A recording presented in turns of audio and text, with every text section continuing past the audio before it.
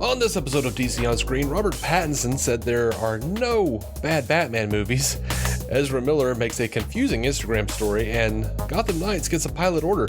All of that and so much more after these words from our mystery sponsors.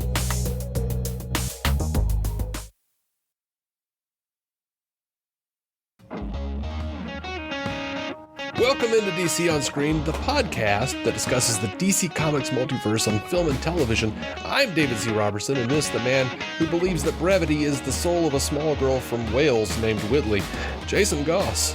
Lovely. I thought you'd like that. Very good. Before we get started, thank you to all the patrons out there. In case you were wondering, Patreon is the very best way for you to support this show, and I have just dropped our Spider-Man No Way Home review over there, so go check that out. But you got to be a $5 patron. Currently, you can pledge $1 a month and get every episode ad-free, and $5 a month gets you that plus whatever bonus content we put out. And if Patreon is not your jam, and you still want to support the show, we have links to support through one-time donation and a merch store at dconscreen.com. All right, man. So, a little disclaimer before we get really into the news. We're at a point.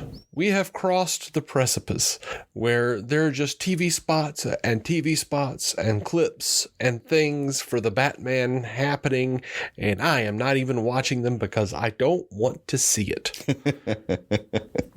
I want to see the movie, but I don't want to see the movie before I see the movie. You know what I mean? Yeah. And similarly, I've seen more hype about the hype than I have the actual hype that's supposedly out there.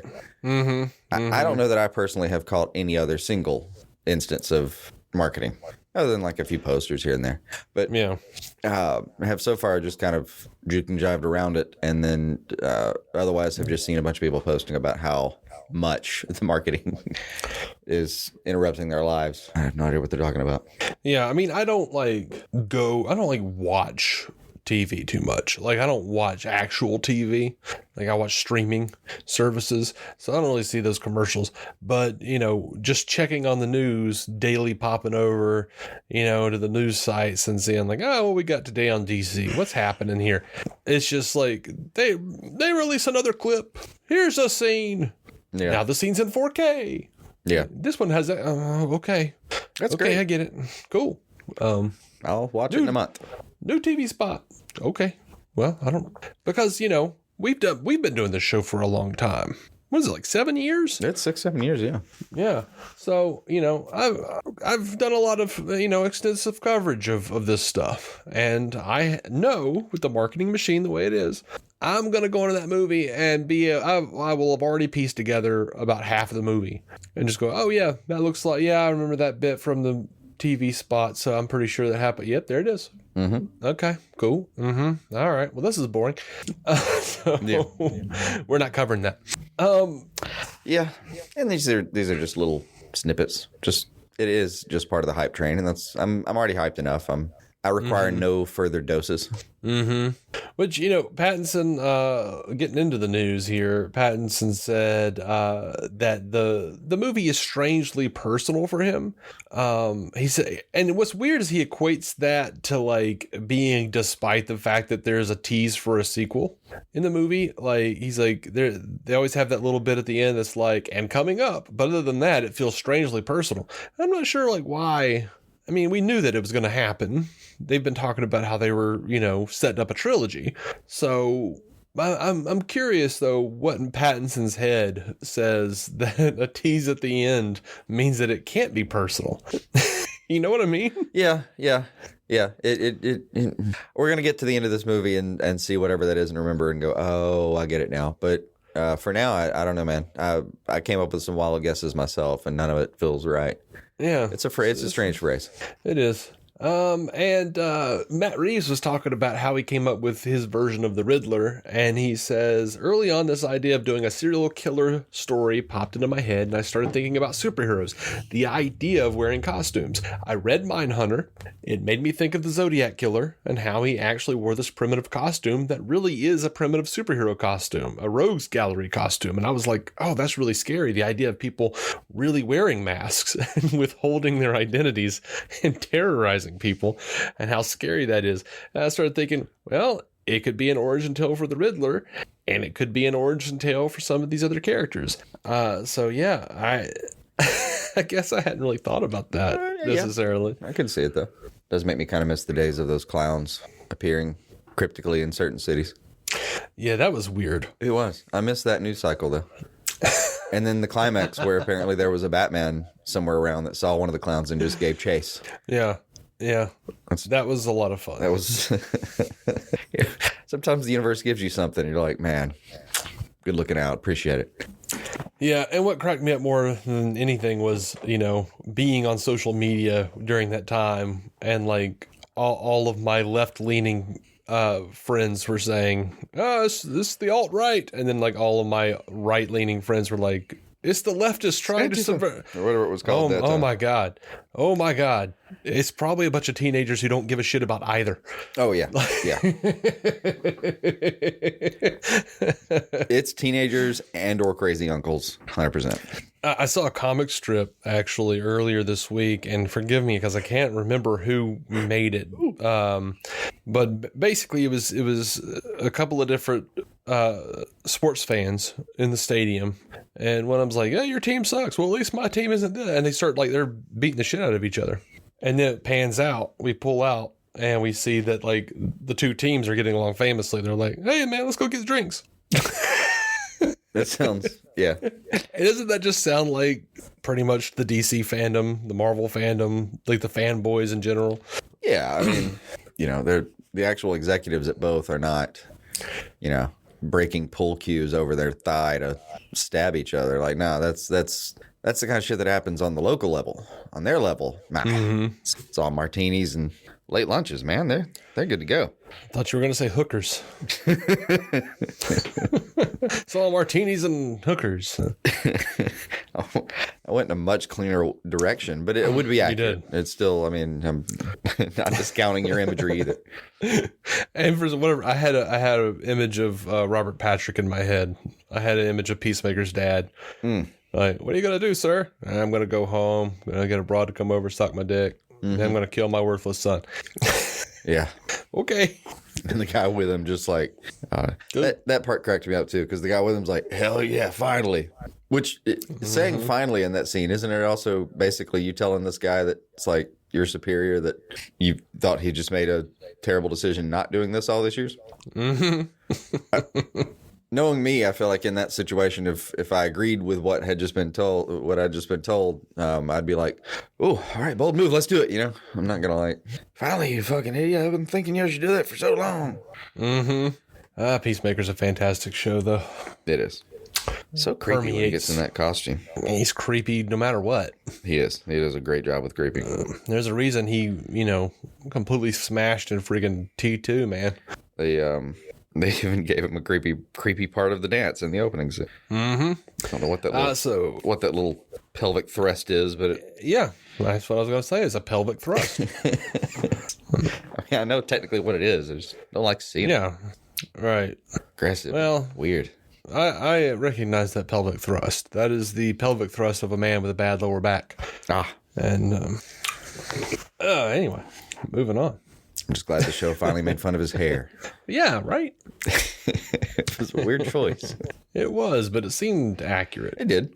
I feel like I feel like that guy has called me a pussy for not drinking Buffalo Rock at some point in my life. Yeah, he does feel like generally just every guy in the locker room ever that's like, what do you mean you've never, fought a bear with your bare hands with a squirrel tied to your back? Get out there and do it, you pussy. What does that one do? It gives you scabies. Why would I want to give myself scabies? Test yourself. Yeah. Every man should have scabies once in his life.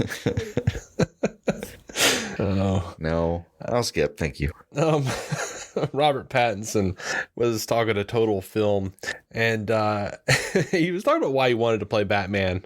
He says, I was aiming for quite different stuff. Obviously, it's basically the jewel in the crown of the parts you can really get as an actor, but I never really thought I was anywhere close to doing it, and especially with the other parts I was attracted to at the time. I just kept obsessively checking up on it for the next year or so. Even my agents were like, oh, interesting. I thought you only wanted to play Total Freaks. And I was like, he is a freak. Are you not familiar with the character at all? Well, evidently a lot of fans aren't, because they were upset with, a lot of people were upset with that comment. Oh, come on. I know. I was like, and those are the people who haven't read enough comics. I mean, the man wastes half his considerable fortune basically doing cosplay to beat up people at night. Like, what version of that sentence can you possibly form that's not slightly crazy? Mm-hmm. Oh, and this is a detour. I was kind of Good. I was I was sitting around in the living room with my wife last night, and I was just kind of like, I wonder, what all is out there on all the streaming services. You can go to your Roku and you can just put in Batman and just see, who's got what. And I found the 1943 Batman movie serial with Lewis Wilson and Douglas Croft as Robin. Mm-hmm. And I was like, you know what? I've seen the 1949 so many times. Yeah, you used to just kind of play that one in the background. Yeah, but not the 43. I've only seen that like once. So I, just almost to see my wife's reaction without telling her, I just stuck that on. And she looked up, she heard the music and looked up and saw the black and white, and her lips curled. And but she was like, no, that's fine. I don't care. Whatever, watch it. So I watched it for about an hour. And I had not remembered this, and I was very taken aback and very intrigued. I really like the idea, and it's an idea that I've thought of, if I ever wrote a Batman story. And like just watching it, like Lewis Wilson and Douglas Croft play Batman and Robin like they are enjoying the shit out of being Batman and Robin. Like, there are no scowls. Like, they beat the shit out of a bunch of criminals, and they run and get into Bruce Wayne's car, and they like look at each other and laugh maniacally as they take off their masks. Like, they are enjoying the hell out of themselves. Well, that is fun. Even when like Batman beats the shit out of this dude and like takes him to the Bat's cave and interrogates him. He's not using a growly voice. He's using a normal guy's voice, like, that 1940s, 1950s like Hollywood patter. Yeah. But he's in the Batman costume. The accent that didn't come from anywhere and should never have existed, but somehow did for 25 good years there in the middle. Yeah. So the guy like no wakes basis up. in reality, but there it is. The guy wakes up and they're like, they have like the shadows of bats flying around. He's like, oh, and he's like, oh, nonsense. Oh, they won't bite. Unless, of course, I tell them to. Now, this place is quite cozy. Perhaps you could tell us what you know. It's just like, but he's got this like weird grin on his face. Like, he looks like he's about to peel this guy's skin off. The guy is like freaking out, and it somehow works. And like Robin is just standing there, like, arms crossed, like big grin plastered on his face, like, yeah, we're gonna get you, you piece of shit. I'm like, that take needs to be updated for today. Because like, I don't even see like Batman's not even like, you have to train, or anything. He's just like, all right, Robin, let's go do this thing. They're just like, they're just so full of joy beating the shit out of people. It was a lot of fun. Yeah. It's the, if you love what you do philosophy, right? Right. Now, that specific serial, if you want to go check it out, it's just called Batman 1943. There is some pretty awful yellow face in it. Like the big bad guy is a Japanese dude. He's trying to overthrow democracy, but he ain't really Japanese. He's just like clearly like an English actor with like a eyeliner on. Right. It's bad. It's real bad. That is, yeah. But if you can get past that and just be like, well, it was the time. Which just is the case with so many things that you go back for. 5 years ago, you got that shit. Yeah. If you can get over that, it's pretty interesting. It's like hilariously almost 4 hours long. It is, since so many people are complaining about run times for movies right now, I'm like, we'll check out this movie serial from 1943. I mean, but in serial form, how many little installments is that? I don't know, because it's on Tubi TV right now, and they don't show me. They have edited it together into a full movie. Oh, which is they nice, don't show me the serial breaks. Yeah, but it's a 15-part serial, and it's 4 hours long almost. So, who knows?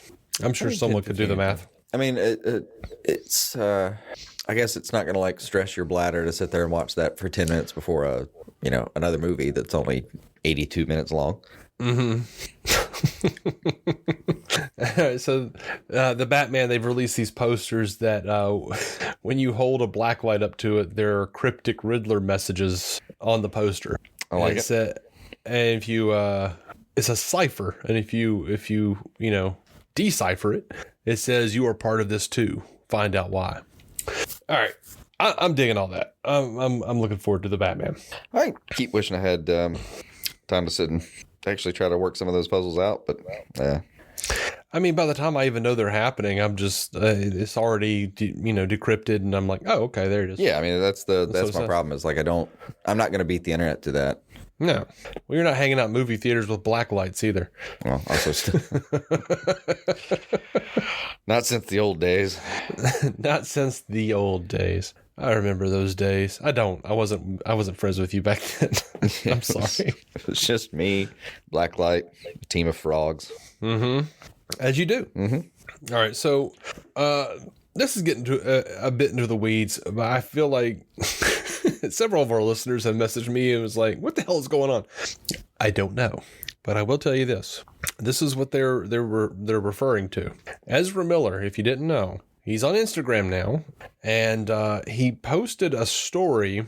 It's a close-up of it's like a screenshot of one of these articles where they were saying that Ben Affleck claimed that his time was done. And he was specifically, I believe, where he was saying that it was playing the Batman and the Flash, between that and Zack Snyder's Justice League, it was a satisfying end to his Batman. It was satisfying to play him one last time. And Ezra has underlined one last time in red, and then wrote all over this picture, ha ha ha. Mm-hmm. And a lot, people don't know what the hell this means. Does it mean that is he celebrating the fact that Ben Affleck is gone? Which I doubt, because otherwise he would have said, I don't want Ben Affleck in my movie. Let's just do straight up Keaton. Right. So I'm going to knock that one out. Toss that one to the wolves. They just seem so genuine about when they're talking about enjoying the set and the experience. Mm-hmm. Mm-hmm. It's not my first, not my go-to either.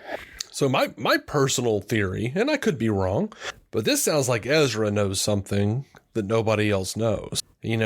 These articles, these interviews come out sometimes a couple of months or more after, it was given. Yeah. So we might be looking at this and going, well, this is how Ben feels now. Well, let's look at the evidence. Let's look at all the things that are happening right now. I know I keep saying it, but let's go back to Zack Snyder's Thanksgiving Day turkey. With that copy of Final Crisis and the leather-bound storyboard notebooks on top of it. Yeah. Let's go back to the fact that the executives at Warner Brothers are changing hands in not that long from now. Like, it's happening. They're merging. Discovery is merging. We know that that the head honcho over at Discovery is pretty much, coming in and throwing his dick on the table. We've been wondering about the dynamics of it. God, I feel like that merger's been happening for forever.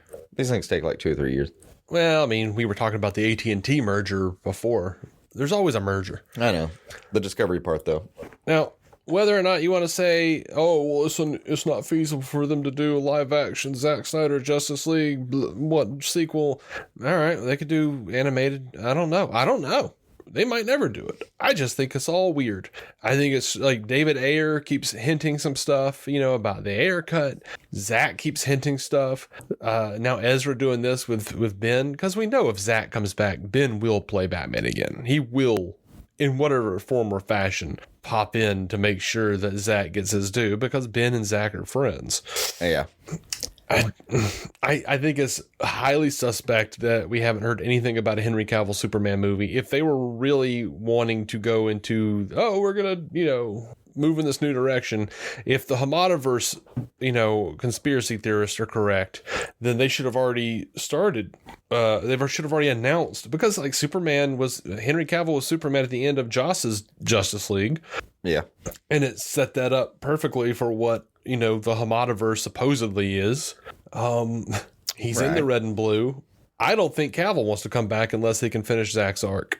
And let's not forget that the special effects people were going to pass on the Flash until they saw the script and they said, "Oh, well, they're honoring Zack."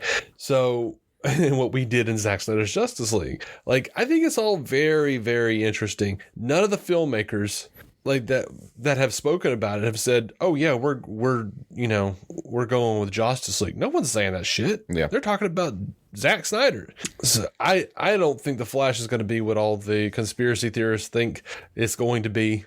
I don't think it's going to erase shit. It might for a moment in the movie, but I don't think it's going to undo anything at the end of the day. I mean, even if it changes parts of the Snyder version, it's still gonna be the starting ground. Mm-hmm. But it does have the capacity to change things, change the trajectory. But we all know what they're thinking. What are they thinking about? What are they thinking? Well, who they're thinking about? Who are they thinking about? Old Snidey. Probably. I mean, the dude's like doing gangbusters over here on Netflix. Yeah, he's doing fine. He won't be free until 2023 to really dig in, but that's not that long after the merger actually happens. Right.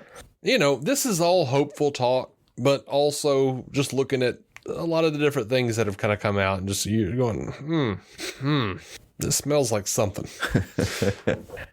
Yeah. Anywho, we do have a weird, we got a place at least. Yeah. Steve Agee, the guy that was the body double, or he was the animatronic guy who did King Shark, and he plays Economos in the Suicide Squad and Peacemaker. Mm-hmm. And we've been hearing rumblings about this, but he confirmed that Harcourt is going to be in Black Adam. Oh, cool.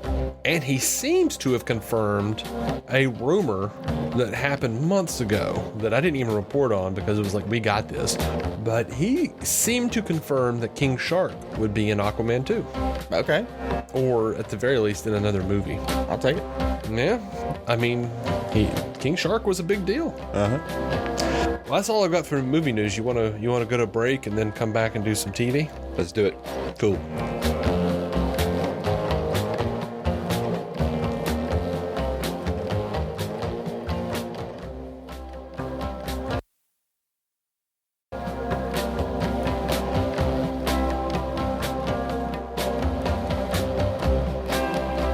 So, Jason, we lived together for a long time. Mm-hmm. And we've been friends for 10, 12 years, something crazy. Yeah. I'm simultaneously proud and ashamed to say, I don't know whether you sleep in the nude or not. Ranges. Very temperature based. See, I hate sleeping in the nude. I don't know why. I feel... Just depends. Depends on what I'm up for. I feel more safe wearing underwear. Can't do but shirts they gotta be anymore. comfortable. They get twisted. No, I can't do shirts. But underwear. I don't know, man. I need some kind of soft cloth cradling my balls. You know what I mean? Something kind. Gentle, but firm. And, nothing makes me happier than waking up in comfortable underwear. And I have my list of underwear that I like to wear. But, MeUndies wants to add to that list. Mm-hmm. And they want to add to that list for you, too. Very good things. But they're not just any underwear, Jason. They're ridiculously soft with now DC prints that make picking out underwear actually fun. There's the kicker. In case you guys haven't figured it out, I'm super excited because we have a new sponsor on the show, and it's a product I've honestly been dying to try. I listen to a ton of podcasts, and it seems like everyone is talking about MeUndies, and while we actually haven't had a chance to try them out yet, our order is in, and they should be showing up at our door any day now. Is that them? That might have been. Or MeUndies. my wife dropped something. Probably that one. Maybe it's the underwear. Maybe she dropped them. MeUndies Opened the package. Yeah. It was so taken. Yeah. The hands became weightless, useless. She was like, these prints, they're everything They're I ever gorgeous. thought of. Anyway, MeUndies makes the softest fabrics you ever put on your body so you can sit at your desk podcasting all day or go out and listen to podcasts all day, ignoring the loud, irritating world around you Perfect for Zoom meetings. while living your comfiest life. Yeah, you don't even have to wear pants during the Zoom meeting. Once you try their undies, socks, bralettes, and loungewear, you will never go back. Choose from a range of limited edition prints and colors and sizes from extra small to 4XL. You can also sign up for their free to join MeUndies membership, where you get a monthly subscription that sends new styles right to your door. Plus, enjoy discounted pricing, free shipping, and exclusive early access to new launches. MeUndies has a great offer for our listeners. For any first-time purchasers, you can get 15% off and free shipping. And they have this promise: if you're not satisfied with any product for any reason, you can return your order for a full refund within 45 days. To get that 15% off your first order and free shipping, go to MeUndies.com/DCOS. That's MeUndies.com/DCOS. And that stands for DC on screen, folks, if you didn't catch it. I'm so excited because for once in my life, I think I'll probably be wearing the same underwear as Conan O'Brien. And that's all I've ever wanted, Jason. Right. We've talked about that in depth. Yeah. It was never that you wanted to speak with him, maybe catch up, maybe even end up on the show. Get to do like one of the 5-minute monologues at the end, stand-up wise or something. No. None of those were ever anything you were interested in. You just wanted to wear his underwear. That's too intimidating. Yeah. I just want to secretly wear his underwear and, lovingly... be able to maybe pass him on the street with like a wry wink. I just want to sit in the underwear that I imagine he has worn and stroke the little Conan doll that I got from the Conan O'Brien loot crate that Chris White gave me. Of course. And, I don't think that's too much to ask for. Anyway... Let's talk about Peacemaker. And we're not even talking about Peacemaker for real. I don't know if you've noticed this, but as I know you haven't been on Twitter very much, but it's increased on Twitter now that I've gotten Spider-Man under my belt.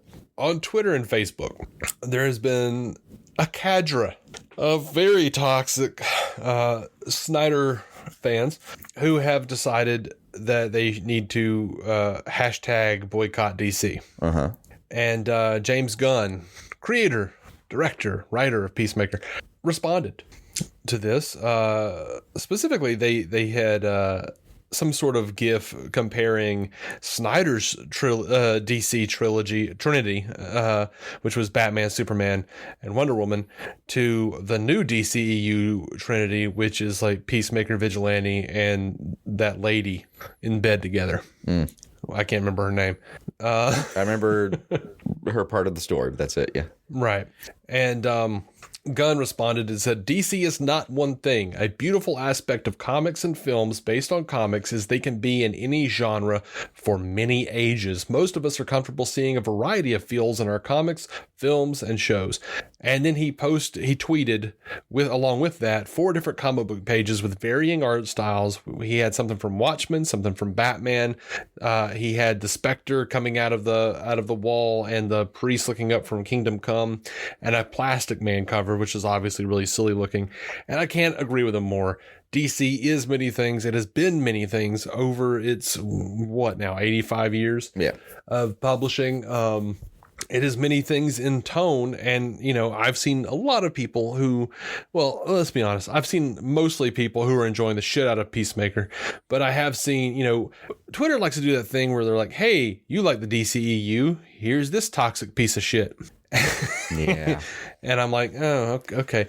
But I see a lot of people through those means who say things like, Peacemaker, I can't imagine that this is in the same world as Man of Steel. And I'm like, look, tone is very, in my real life, and I've said this before, the tone around here, around my house, is very different than the tone at my parents' house.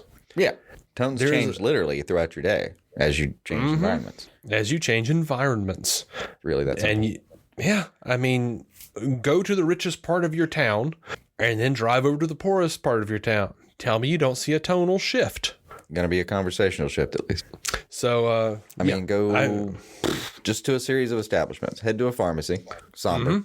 Head to like a Walmart, a bit cray. And then go to like a Starbucks or something. Yeah. Or a Panera. Well, you can even keep it in pharmacies. You can go to the Walmart pharmacy, which is like, bit cray. Bit cray, yeah. I mean, you're going to have, people in tube tops in the dead of winter with children hanging out of their uterus. Then you go. Been there, seen that. Yeah. Go to a richer part of town. Go to one of these little like nice, like quaint neighborhood pharmacies where everyone is approximately a 60-year-old white woman. And you don't see all that shit. You won't want to just there for cholesterol medication. They're fine. It's all going to be like, anti-Semites. Yeah. It's all going to be a bunch of wasps and really overpriced bandages. Right. And Christian music playing on the... Here there will be contemporary Christian music playing. I've been in Mountain Brook, yeah. That would be in the Walmarts here if it wasn't, I think, like a national mandate that there wasn't music. Yeah. Yeah. Oh, gosh. I remember the first time, I think I was like delivering a pizza to one of those places, one of those pharmacies in Mountain Brook. And I was just like, I walked in, I was like, what the hell is this place? It looks like a Hallmark store, but with bandages and medicines. Yeah. But anyway, moving over to The Flash, Rick Cosnett is set to recur in a multi-episode season 8 arc of The Flash. Thought he'd be back one day. Yeah. And apparently his character will be going somewhere unexpected. Well, I imagine so, because he's supposed to be dead. Yeah, it would have to be.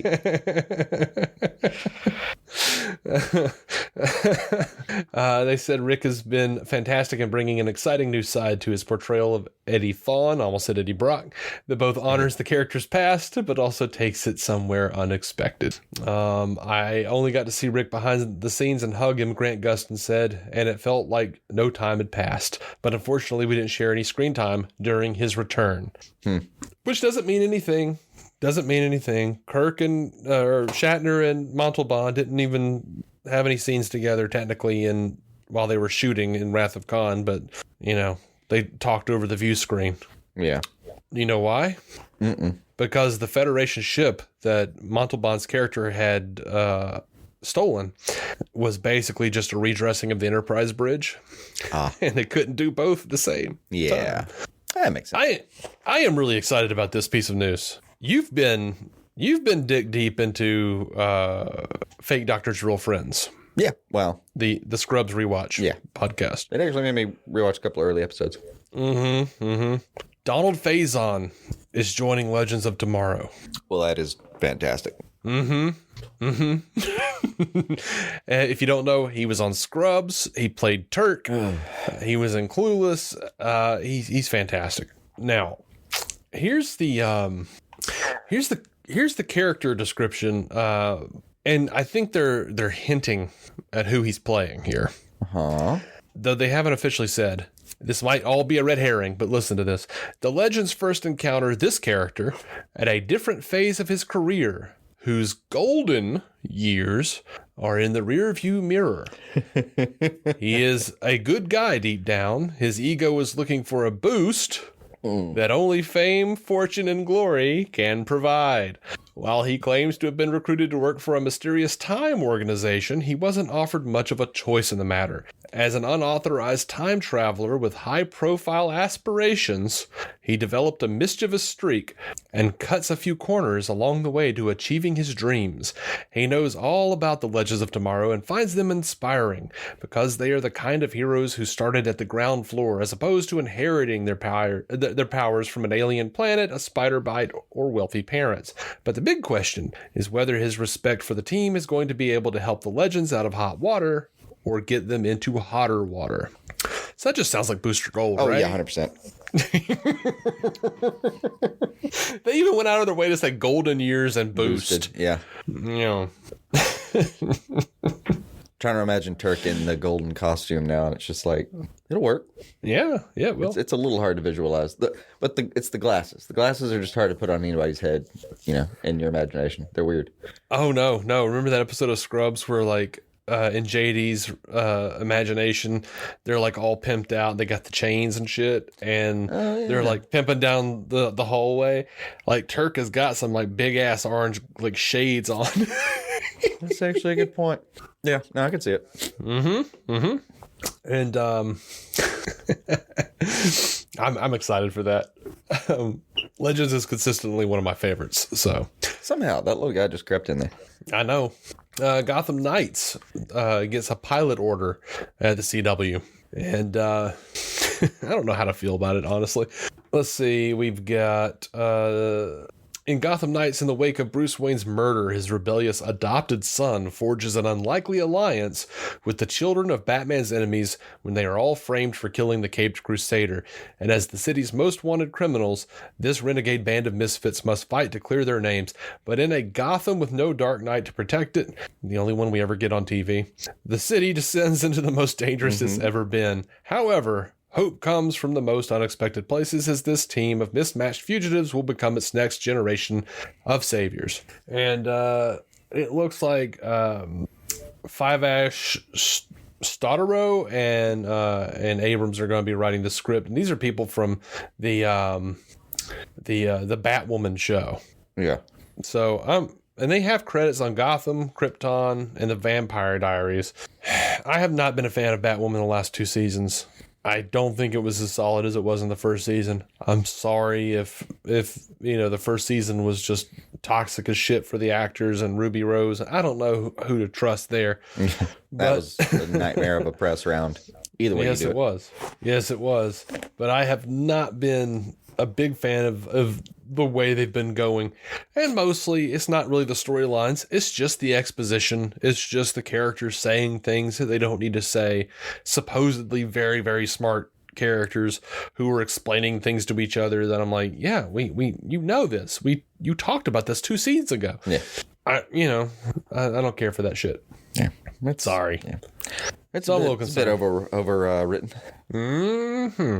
And it looks like, according to Bloomberg, Suicide Squad Kill the Justice League is going to be delayed until 2023. That's the big Rock City game. Yeah. That sounds right, though. Most Rock City games, it feels like, are delayed. Yeah, man, they've been dragging this one out, man. We got a trailer for that, 2 years ago at Fandom? I think the first Fandom had the long teaser reel to it.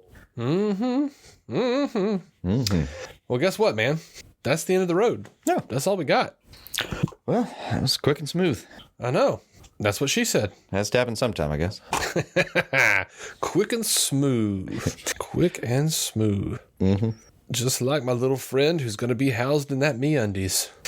Only took us 600-something episodes to get through an hour or so with no major digressions. Kind of impressive.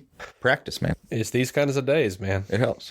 All right. Well, thank you guys so much for listening. And we'll try to be back in the next couple weeks with, unless something crazy happens. If something like nuts happens, at least one of us will be back. Like if Robert Pattinson dies or something. Or finally watches a Batman movie he doesn't like. Yeah, he did. He said there were no bad Batman movies. Yeah. Did I even mention that during the show? I don't remember. I don't even think I did. I think I forgot. I think I skipped over that one. It was my favorite part is that he just actually really enjoys these movies. Well, his point was, whatever they were going for, they got to it. Like, you could say you don't like one of them, but that's what they were going for. They hit the mark on everything they were going for. Right. Essentially. God. Thanks for pointing out. I missed that. Did not mean to. Now I'll just like talking about it. Or if we figure out what the fuck Ezra was talking about. Yeah, that's probably more accurate. Like, if we figure out what Ezra was talking about, I'll be like, holy shit. Emergency meeting. Forgive the screaming children. Right. And singing wives. We have shit to discuss. Yeah. Anyway. I did get a text a minute ago. A bowl was broken. Not sure which one. She said hers, so. So you don't give a shit. Won't be. None of my cookery has died today. Oh, God, that just reminds me of Mitchell and Webb. Mm-hmm. All that we've proven here today is that you're better at cookery than me. Will you stay? The only way this program helps me is if you stay forever. You got a full restaurant, mate, because you're here. As soon as you're gone, they'll leave. And my restaurant will be in ruins. Will you stay? That's a fantastic bit. And then he's just, all right, let's hug it out. You loathe me. We could talk. That's all there is to it. As far as I'm concerned, that's witchcraft. You didn't even show me how to do that. He tries to make the little lemon, whatever that is, on the garnish. I thought they were, I thought they were like little like fried potato like slices that are like all connected and like just looks like a scrunchie of fried potatoes or something. I can't know. Yeah, scrunchy or fried potatoes actually is a better description of it. That's about right. Yeah.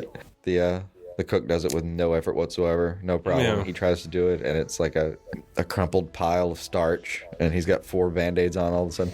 Yeah, it's a fantastic send up of like all the Gordon Ramsay, Robert Irvine stuff. Yeah. Anywho, thanks for listening. Until next time, keep some DC on your screen and keep some MeUndies on your arse.